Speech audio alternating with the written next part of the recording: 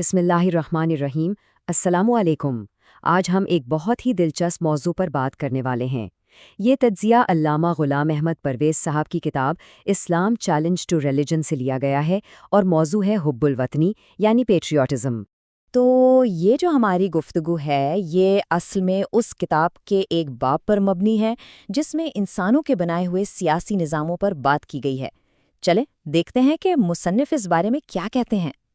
بات شروع ہوتی ہے ایک بہت ہی مشہور نعرے سے، میرا ملک چاہے صحیح ہو یا غلط۔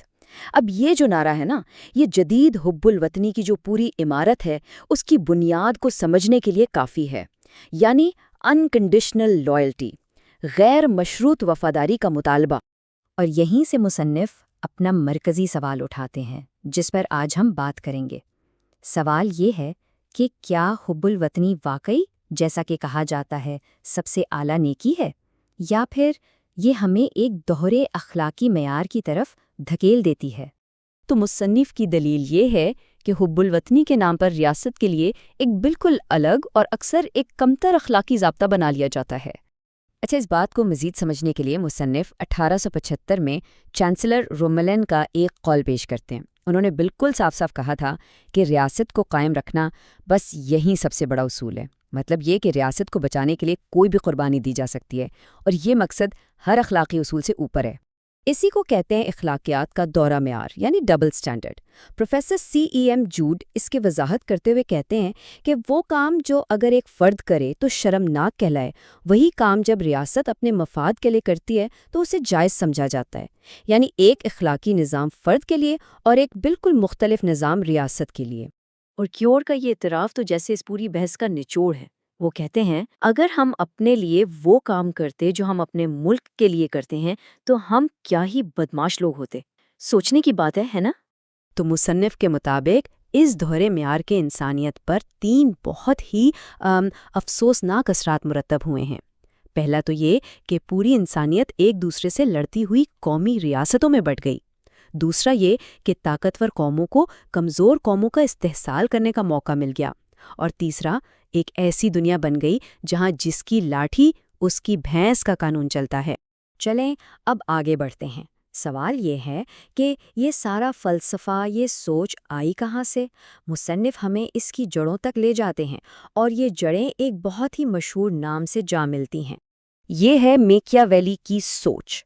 اس کی مشہور کتاب دی پرنس میں وہ حکمراں کو مشورہ دیتا ہے کہ اسے بے وقت ایک چالاک لومڑی بھی ہونا چاہیے اور ایک طاقتور شیر بھی، اور وہ صاف کہتا ہے کہ ایک سمجھدار حکمران کو اپنا وعدہ تب تک ہی نبھانا چاہیے جب تک وہ اس کے مفاد میں ہو، جہاں مفاد ختم وہاں وعدہ بھی ختم۔ اب یہ بڑا دلچسپ ہے۔ میکیاولی کا مشورہ کیا تھا؟ پہلا کہ اچھی خوبیاں رکھنا اور ان پر ہمیشہ عمل کرنا خطرناک ہو سکتا ہے۔ دوسرا، لیکن ہاں یہ بہت ضروری ہے کہ تم نیک نظر آؤ۔ اور تیسرا، ایک حکمران کو یہ صلاحیت رکھنی چاہیے کہ اگر ریاست بچانے کے لیے برائی کرنی پڑے تو وہ کر گزرے، یعنی نیکی کا دکھاوا کرو لیکن ضرورت پڑنے پر برائی سے بھی نہ ہچکچاؤ۔ اچھا، اب کوئی یہ سوچ سکتا ہے کہ یہ تو 16ویں صدی کی پرانی باتیں ہیں، لیکن مصنف بتاتے ہیں کہ ایسا بالکل نہیں ہے۔ اس فلسفے کا اثر بہت گہرا اور بہت طویل رہا ہے۔ یہ کتاب دی پرنس صدیوں تک یورپ کی بڑے بڑے با اثر حکمرانوں کی ساتھی رہی۔ آپ نام دیکھیں، چارلز پنجم، Thomas Cromwell, Catherine de Medici, France کے ہنری سوم اور چہارم، فریڈرک دی گریٹ، یہاں تک کہ کئی پوپ اور بادشاہ بھی اس کے مداح تھے۔ خود فریڈرک دی گریٹ کے اپنے الفاظ سنیں، وہ بالکل میکیاویلی کی زبان بول رہا ہے۔ وہ کہتا ہے، سب سے اہم بات یہ ہے کہ اپنے ارادوں کو چھپاؤ اور اپنے اصل کردار پر پردہ ڈالے رکھو، اور اپنا فیصلہ ہمیشہ اپنے مفاد کے مطابق کرو۔ اور یہ سوچ صرف ماضی تک محدود نہیں، مصنف اس کا تعلق آج کے دور سے جوڑتے ہیں۔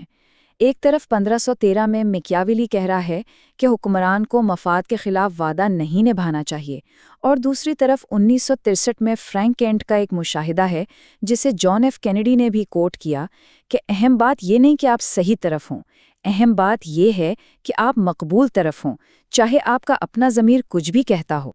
اور خود جان ایف کینیڈی نے بھی اس دباؤ کو مانا ہے۔ انہوں نے تسلیم کیا کہ سیاستدانوں کے لیے صحیح کام اور مقبول کام کے بیچ سمجھوتا کرنا کتنا مشکل ہوتا ہے۔ وہ کہتے ہیں کہ جو لوگ ذمہ داری کی کرسی پر نہیں بیٹھے ان کے لیے یہ کہنا بہت آسان ہے کہ ہمیشہ صحیح کام کر۔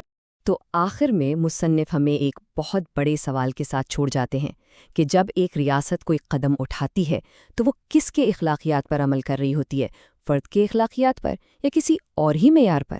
یہ سوال ہمیں حب الوطنی اور ریاست کے پورے تصور کی اخلاقی بنیادوں پر دوبارہ سوچنے پر مجبور کرتا ہے۔ تو اسی سوچ کے ساتھ آج کا موضوع یہیں پر ختم ہوتا ہے۔ اگلے موضوع کے ساتھ پھر حاضر ہوں گے۔ اللہ حافظ۔